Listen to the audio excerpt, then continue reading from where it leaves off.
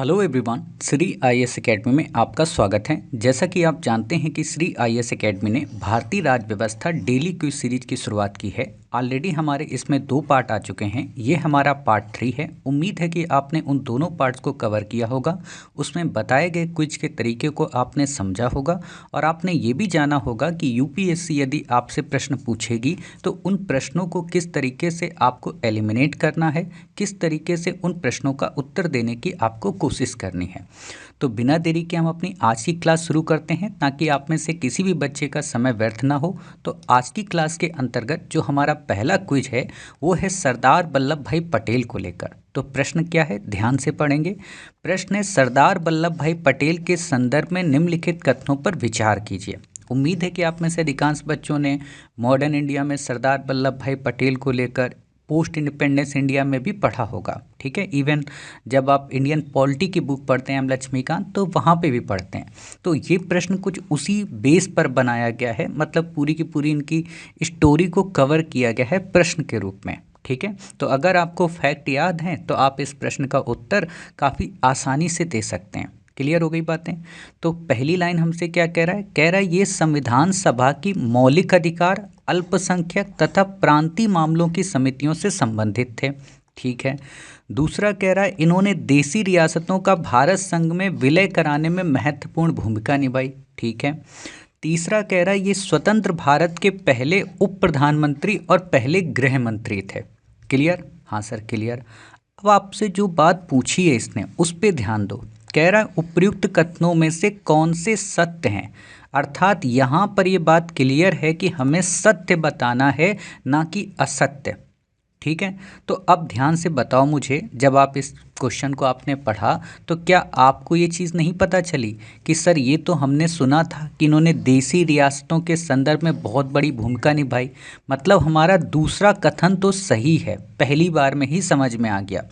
तो जो ही आपको दूसरा पता चला तो ही आपका ये डी ऑप्शन कट जाएगा ना, क्योंकि आपको ये तो क्लियर हो गया ना कि एक युग्म तो कोई सही है।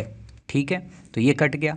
अब आप आगे पढ़ो तो आपको पता चल रहा है कि ये उप प्रधानमंत्री भी थे और गृह मंत्री भी थे स्वतंत्र भारत के। आपने पढ़ा ही होगा। तो सर ये भी सही है, मतलब हमारा तीसरा भी सही है।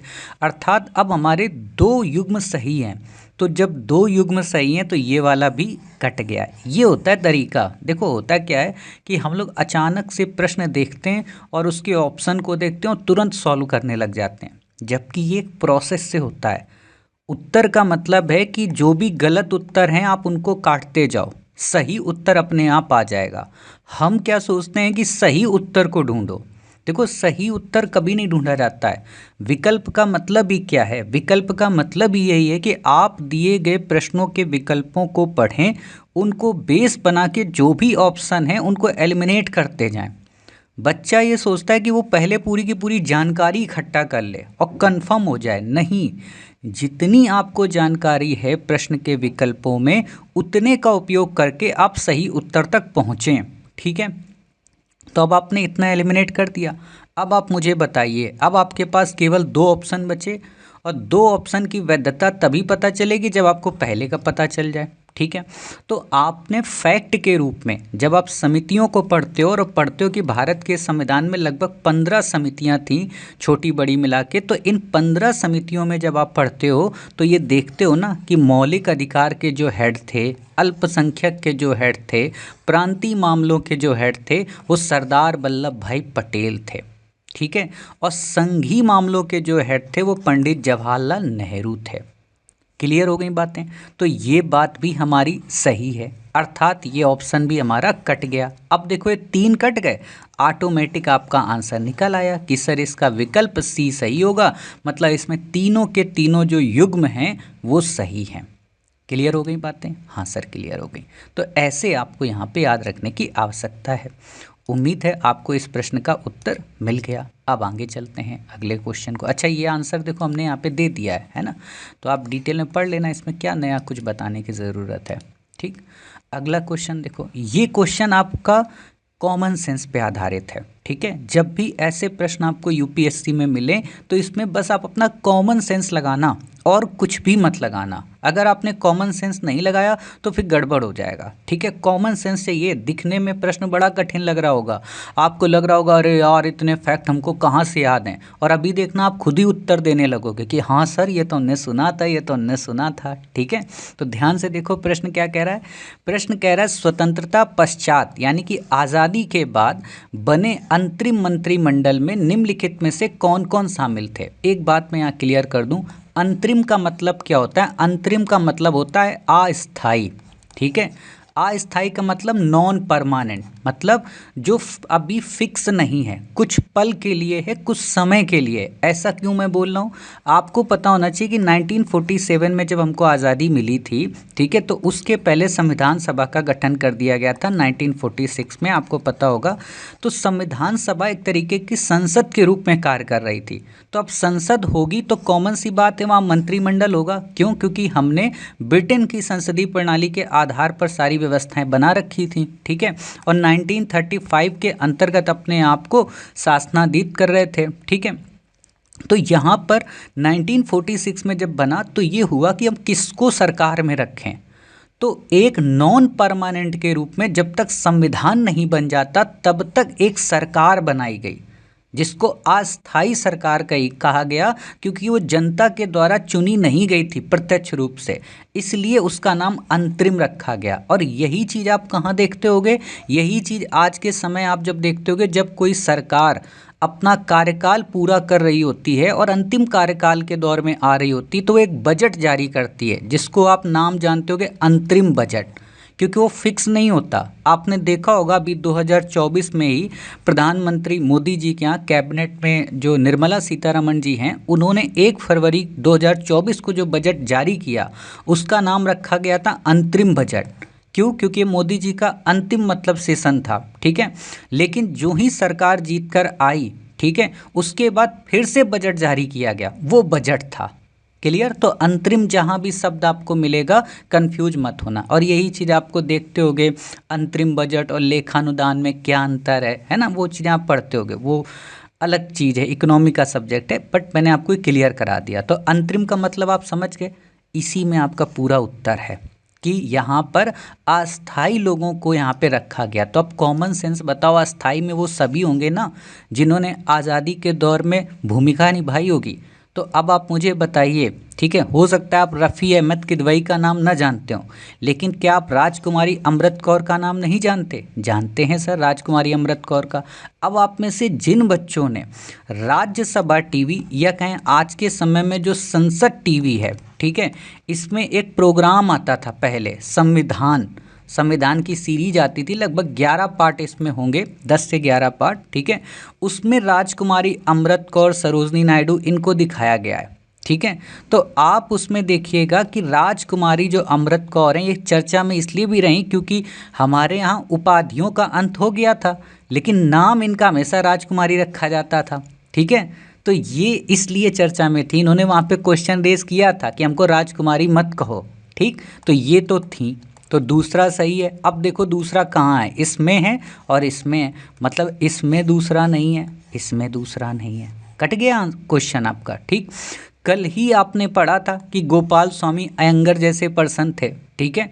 तो गोपाल स्वामी अयंगर जब थे 5 नंबर पे, तो 5 नंबर इसमें, 5 नंबर इसमें, 5 नंबर इसमें, इसमें नहीं है, तो ये तो वैसे भी कट गया, मतलब इसको हमने 2 बार चेक कर लिया, यानी कि बी ऑप्शन तो किसी भी हाल में नहीं हो सकता, ठीक है। अब आप बताओ, जगजीवन राम को आपने पढ़ा है ना श्रम मंत्रालय के रूप में, तो जगजीवन राम तो थे साहब। अब बताइए 4 नंबर यहाँ पे है, नहीं है, तो ये भी कट गया। देख रहे हो कितने अच्छे से कट रहा है, मतलब ये सारी चीज़ें आपकी कट गई।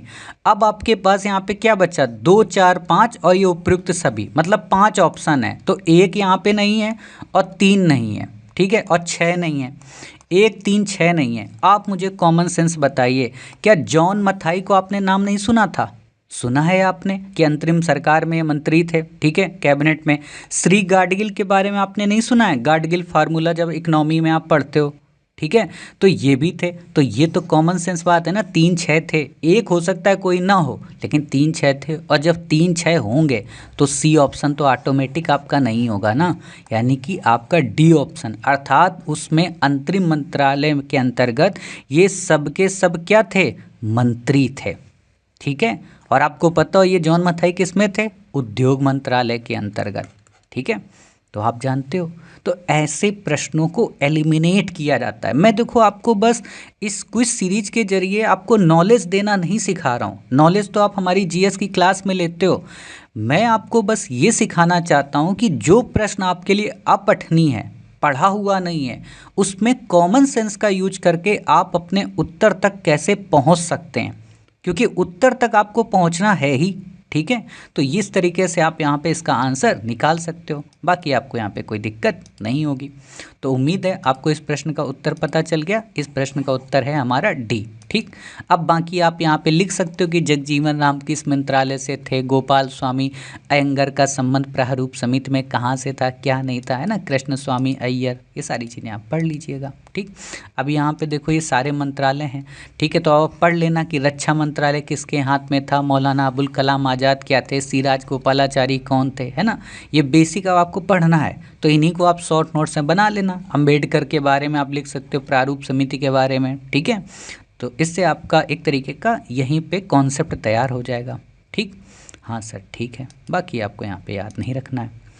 अब देखिए हमारा अगला क्वेश्चन, अगला क्वेश्चन क्या कह रहा है, अगला क्वेश्चन है संविधान सभा के किस सदस्य ने यह समाधान प्रस्तावित किया कि भारत का राष्ट्रीय ध्वज समान अनुपात में केसरी, सफ़ेद, गहरे हरे रंग का 36 तिरंगा हो, जिसमें बीच में गहरे नीले रंग का एक चक्र हो।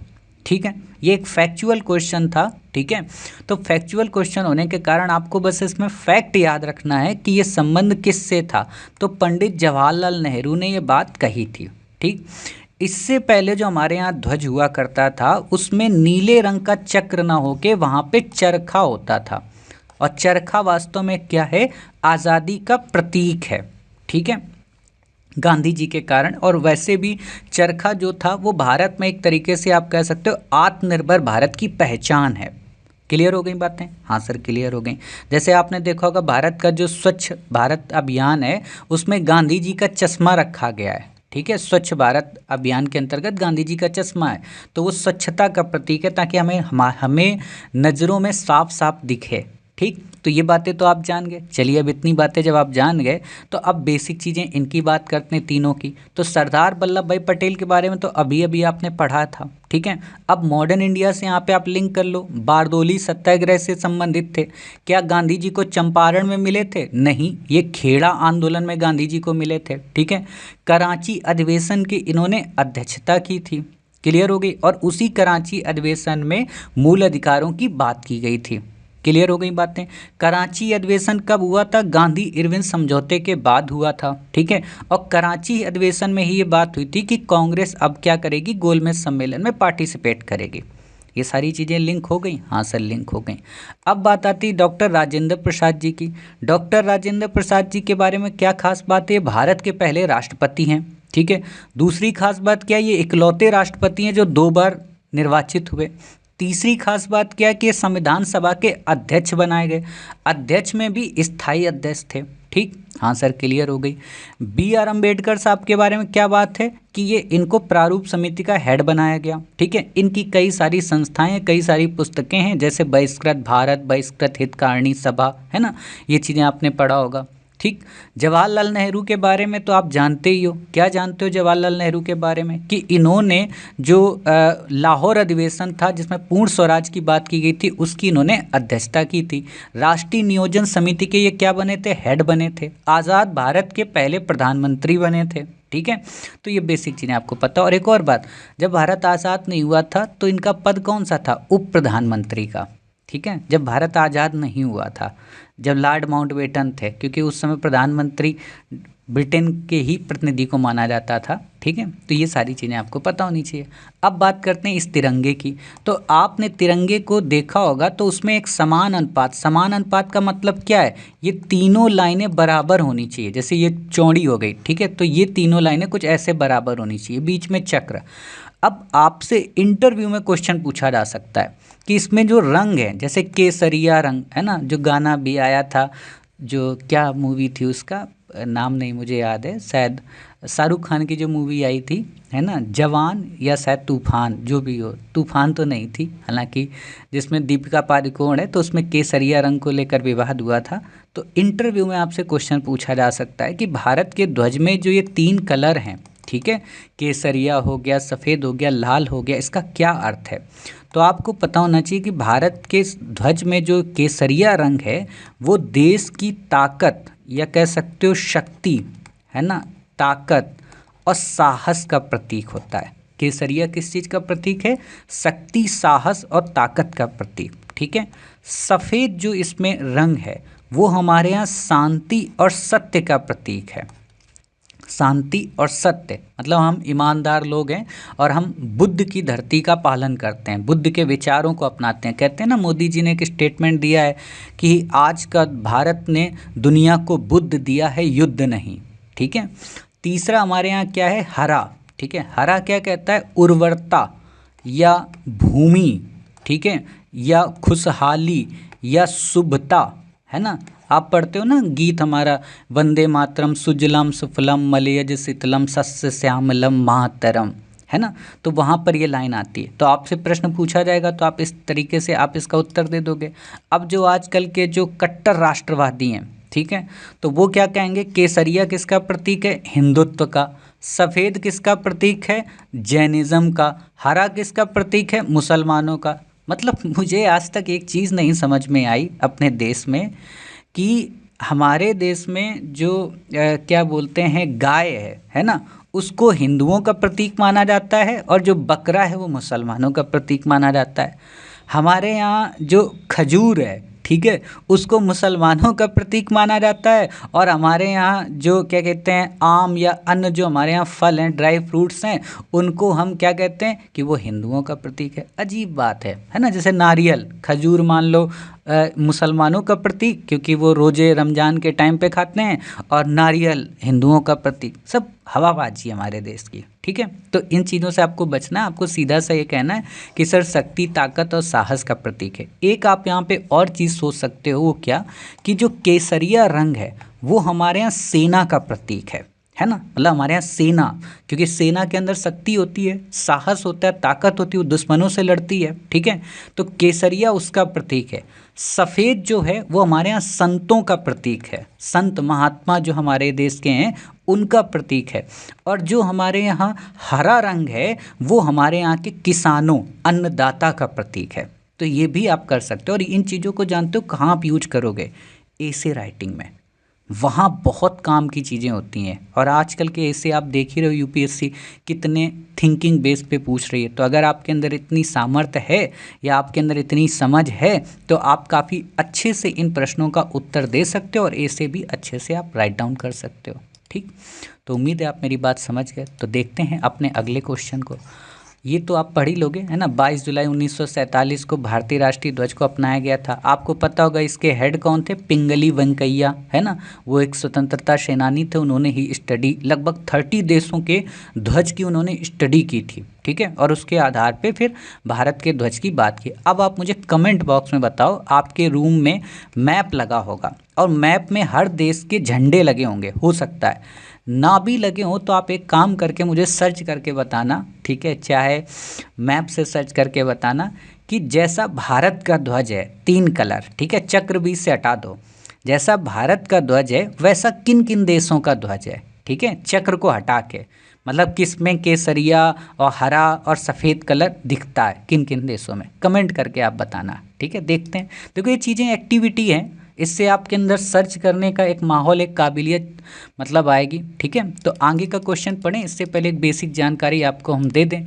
आपको पता हो कि 21 अक्टूबर 2024 से श्री IAS एकेडमी ने अपनी इस क्विज सीरीज की शुरुआत की है।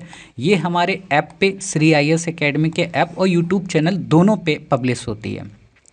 ऐप पे हमारी ये जो क्लासेस होती हैं उनकी संख्या ज़्यादा होती है। यूट्यूब पर हमारी डेली एक क्लास पब्लिश होती है, ठीक है। और ऐप जब आप डाउनलोड कर लेंगे तो यहाँ डेली क्विज के सेक्शन में आपको मिल जाएगा, वहाँ पे एक नाम मात्र की फ़ीस है, आपको पे करनी पड़ेगी और उसके बाद आपको 11,000 प्लस क्विज का अभ्यास नित्य वहाँ पे देखने को मिलेगा, ठीक है। तो इतनी बातें आप समझ के, बाकी आपने क्विज सीरीज का वीडियो देखा ही होगा, वहाँ पे सारी जानकारी आपको मिल ही गई होगी। अगला जो हमारा क्वेश्चन है वो है, भारत के संविधान के निर्माण में संविधान सभा की मदद करने वाले 2 लोक सेवक निम्नलिखित में से कौन है। लोक सेवक का मतलब आप जैसा IAS ऑफिसर, ठीक है। तो ये चीज़ आपको पता होनी चाहिए, काफ़ी अच्छा प्रश्न है। तो आप मुझे बताइए कौन है।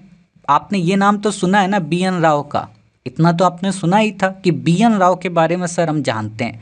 तो अब जहाँ जहाँ BN राव हों वहाँ वहाँ अपने दिमाग को क्लिक कर लो कि सर BN राव यहाँ पे हैं, BN राव यहाँ पे। तो मतलब ये क्वेश्चन आपका नहीं हो सकता, ये क्वेश्चन आपका ऑप्शन में नहीं हो सकता। क्लियर, क्योंकि BN राव को तो आप पढ़ते ही हो, है ना। तो BN राव तक तो आप अपनी बातों को कंक्लूड कर ले गए। अब बताइए कि KM मुंशी के बारे में कभी आपने सुना था कि वो लोक सेवक हैं, लेकिन SN मुखर्जी के बारे में, हरिश्चंद्र मुखर्जी के बारे में आपने ज़रूर सुना था कि सर उनके बारे में हमने एक चीज़ पढ़ी थी कि वो जो चीफ ड्राफ्टमैन थे उसके रूप में इनको जाना जाता है, SN मुखर्जी को। तो SN मुखर्जी और BN राव ही वो पर्सन थे जिन्होंने संविधान सभा में मदद की थी। BN राव के बारे में आप जानते हो ये कौन थे, संवैधानिक सलाहकार थे। मतलब इन्होंने पूरे विश्व के संविधानों का अध्ययन किया और भीमराव अंबेडकर साहब को उस चीज़ के बारे में बताया। SN मुखर्जी कौन थे, वो चीफ ड्राफ्टमैन थे। मतलब वो ये बताते थे कि संविधान जो आपने बनाया, प्रस्तावना यहाँ रखो, संघ एवं राज्य क्षेत्र यहाँ पे रखो, यहाँ पर ये पिक्चर लगाओ, यहाँ पर ये पिक्चर लगाओ। मतलब वो सलाह देते थे। इसीलिए वो लोग जो किसी एक नायक की पूजा करते हैं और कहते हैं कि उसी एक नायक ने भारत का संविधान बना दिया, वो अतिशयोक्ति और अतिवादिता के शिकार होते हैं। भारत का संविधान किसी एक व्यक्ति ने नहीं बनाया और ना ही भारत को किसी एक व्यक्ति ने आज़ादी दिलाई। इस चीज़ को अपने दिमाग में रख लो। अगर आप कभी भी इंटरव्यू में हो और आपसे कहा जाए क्या भारत को आज़ादी गांधी ने दिलाई, तो नहीं। क्या भारत को आज़ादी जवाहरलाल नेहरू ने दिलाई? नहीं। क्या भारत को आज़ादी भगत सिंह ने दिलाई? नहीं। क्या भारत को आज़ादी RSS ने दिलाई? नहीं। भारत को आज़ादी इन सब के समुच्चय, इन सब के समान मेल ने मिलकर दिलाई, किसी एक ने नहीं दिलाई। उसी तरह से भारत के संविधान का निर्माण किसी एक पर्सन ने नहीं किया। भारत के संविधान का निर्माण उन अनगिनत, उन अद्भुत अदम्य साहस के लोगों ने किया है जिनका तो कहीं नाम ही नहीं आता है। कितने लोगों ने SN मुखर्जी या BN राव का नाम सुनते हो? हर कोई अम्बेडकर साहब, अम्बेडकर साहब। देखो मेरी अम्बेडकर साहब से नफरत नहीं है, मैं फिर से कह रहा हूँ, किसी भी नायक से मेरी कोई नफरत नहीं है। अगर आप ये सोच रहे हैं कि मैं अम्बेडकर साहब की बुराई कर रहा हूँ, बिल्कुल भी नहीं। अम्बेडकर साहब का योगदान अप्रतिम है, लेकिन अम्बेडकर साहब खुद कहे हैं कि मैंने संविधान नहीं बनाया है, सबने मिलकर बनाया है, सबकी डिबेट का परिणाम है। और आपको शायद पता हो या ना पता हो, जिस गांधी को आप लोग गाली देते हैं, ठीक है, अम्बेडकर का पक्ष लेने के लिए, उसी गांधी ने जवाहरलाल नेहरू से रिक्वेस्ट की थी कि भारत के संविधान में अम्बेडकर साहब को शामिल करो। समझ गए? और गांधी अगर नहीं होते तो अम्बेडकर को कोई जानता भी नहीं था। गांधी के कारण ही लोग अम्बेडकर को जाने। और एक चीज़ बता दूं, ये जो बात मैं बोल रहा हूँ ना, ये बात आज भी लागू होती है। आप मुझे एक बात बताइए, बनारस की सीट से मोदी जी चुनाव लड़ रहे थे 2014 में, ठीक है। पूरे भारत को ही नहीं बल्कि पूरी दुनिया को पता था कि मोदी जी जीतेंगे और भारी बम्पर सीट से जीतेंगे, ठीक है। फिर भी वहाँ पे कौन खड़ा होता है? केजरीवाल। क्यों खड़ा होता है? इसलिए नहीं कि वो जीतेगा, बल्कि इसलिए क्योंकि जब वो हारेगा तो लोग कहेंगे किससे हारे? मोदी से हारे। तो मतलब मोदी जी के साथ साथ उनका नाम जुड़ जाएगा कि केजरीवाल। मोदी जी की चर्चा होगी केजरीवाल, मोदी जी की चर्चा होगी केजरीवाल। तो ये एक टेक्निक होती है जीतने और हारने वाले की, कि कई बार आप जानबूझकर उस व्यक्ति के सामने चुनाव लड़ते हो जो पहले से फिक्स है कि जीतेगा, लेकिन क्योंकि उसकी जीत आपकी हार को जीत में बदल देती है। तो यही था गांधी और अंबेडकर के साथ में। खैर वो मॉडर्न इंडिया का डिबेट का विषय, वहाँ मैं आपको चीज़ें बताऊंगा। ठीक है, तो आप मेरी बात समझ गए कि भारत का संविधान किसी एक ने नहीं बनाया, भारत को आज़ादी किसी एक पर्सन ने नहीं दी। अगर आप इंटरव्यू में यही बात बोलते हो कि भारत के संविधान को केवल अंबेडकर साहब ने बनाया था, अंबेडकर साहब ना होते तो भारत का संविधान ना होता, तो आप वास्तव में मूर्खता के परिचायक हो। क्योंकि ऐसा क्वेश्चन यूपीएससी पूछ चुकी है कि अगर गांधी भारतीय राष्ट्रीय आंदोलन में ना होते तो उसकी प्रकृति क्या होती। तो आप मुझे बताइए, गांधी के आने से जो जो चीज़ें चेंज हुई हैं बस वो चेंज ना होती, लेकिन जो गांधी के पहले से चली आ रही थी वो तो रहती ही रहती।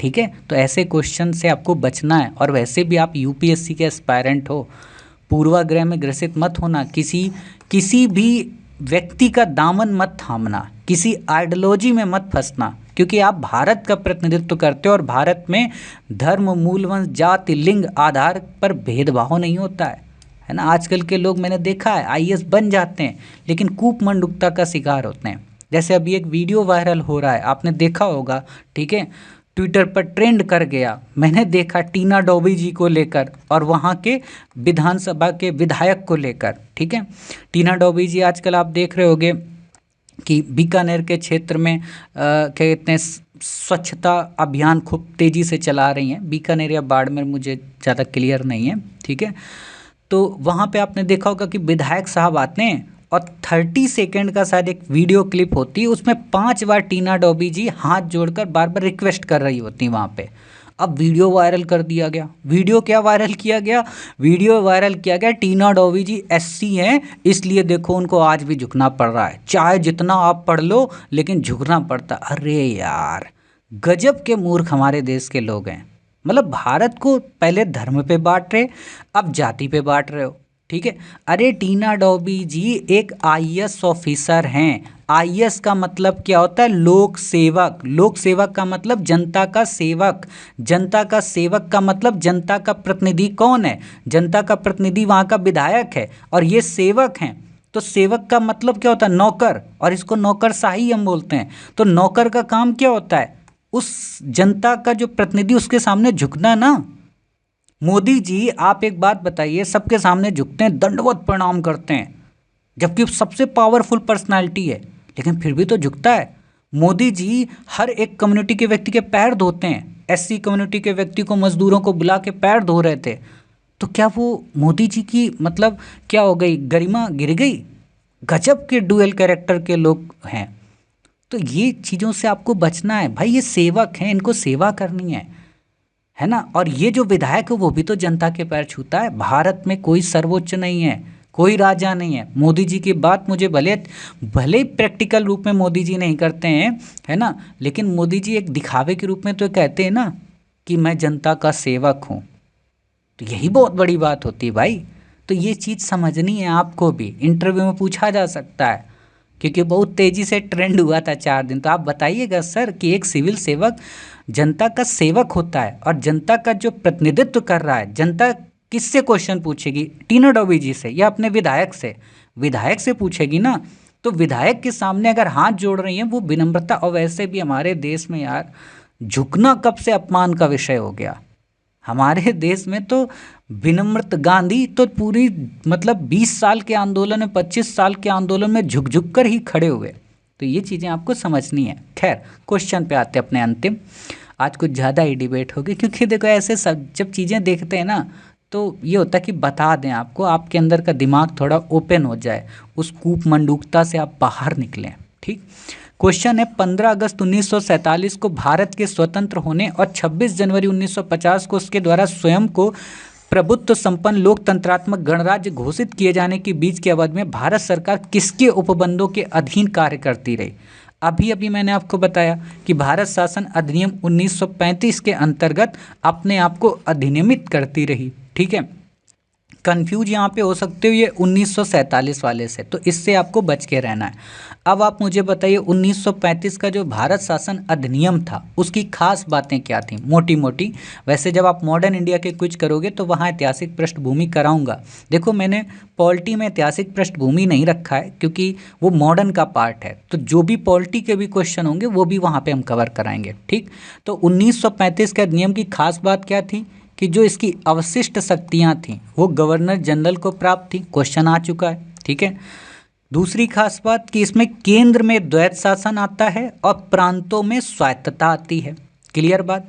इसमें संघीय संविधान की बात की जाती, मतलब सॉरी संघीय व्यवस्था की बात की जाती है, उच्चतम न्यायालय की बात की जाती है, ठीक है, संघ लोक सेवा आयोग की इसमें बात की जाती है। कई सारी चीज़ें बातें होती हैं लेकिन वो आप कह सकते हो कि इम्प्लीमेंट नहीं हो पाती हैं, ठीक। तो ये चीज़ें इतनी आपको पता होनी चाहिए। अब यहाँ पे एक चीज़ और पता हो कि 1935 का जो भारत शासन अधिनियम है वास्तव में वो तीनों गोलमेज सम्मेलन और साइमन कमीशन की रिपोर्ट के आधार पर बनाया गया था, ठीक है। तो ये बेसिक चीज़ें आपको बस पता होनी चाहिए, इससे ज़्यादा आपको यहाँ पे याद रखने की ज़रूरत नहीं है।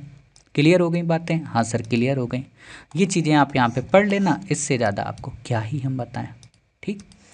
तो इस तरीके से आज के हमारे 5 के 5 क्विज पूरे कंप्लीट हो गए। आज आपने कुछ ज़्यादा चीज़ें सीखी होंगी इसलिए हमने 5 से 6 मिनट आपका एक्स्ट्रा ले लिया, ठीक है।